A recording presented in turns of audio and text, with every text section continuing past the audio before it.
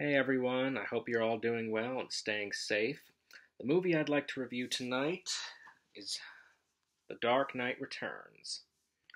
This is definitely one of my favorite animated films and also one of the best Batman movies of all time. I think it perfectly adapted Frank Miller's The Dark Knight Returns graphic novel. This movie's got a great cast, great fight scenes, and is just an all around great adaptation of the graphic novel. I always enjoyed Frank Miller's story about an aging Bruce Wayne who decides to don the cape and cowl once again after a 10-year hiatus when he sees that crime in Gotham City is on the rise. Peter Weller stars as Bruce Wayne slash Batman, and I think he does a great job, even though he doesn't make a difference between his voice as Bruce Wayne and his voice as Batman. I think he's suitably intimidating, and his delivery of his lines is perfectly intense. Another actor whose performance I really loved in this movie was Michael Emerson as the Joker.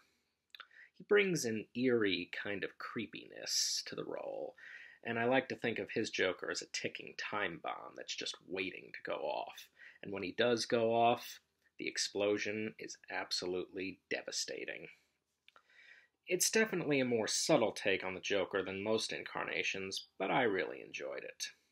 His final fight with Batman is extremely brutal, and his final words are devastatingly haunting.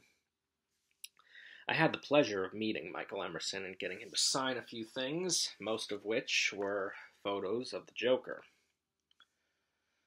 And here's one from the talk show scene. I also got it signed by Michael McKean, who plays Dr. Bartholomew Wolper. He's also very good, by the way.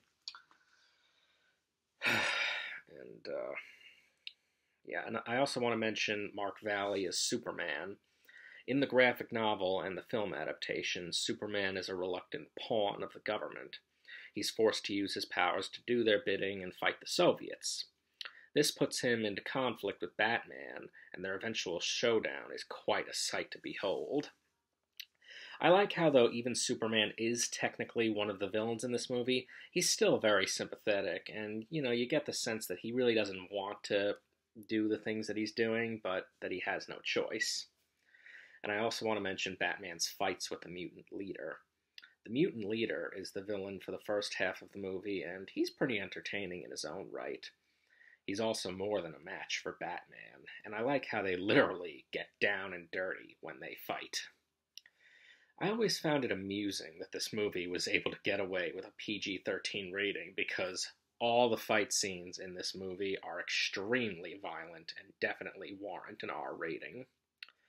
All in all, I love this movie. It's an amazing adaptation of an amazing graphic novel, and I actually had the pleasure of meeting Frank Miller at a comic book signing, and one of the things I got him to sign was my Dark Knight Returns Blu-ray.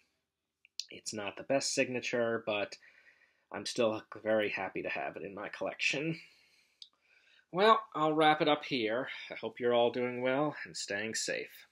Bye.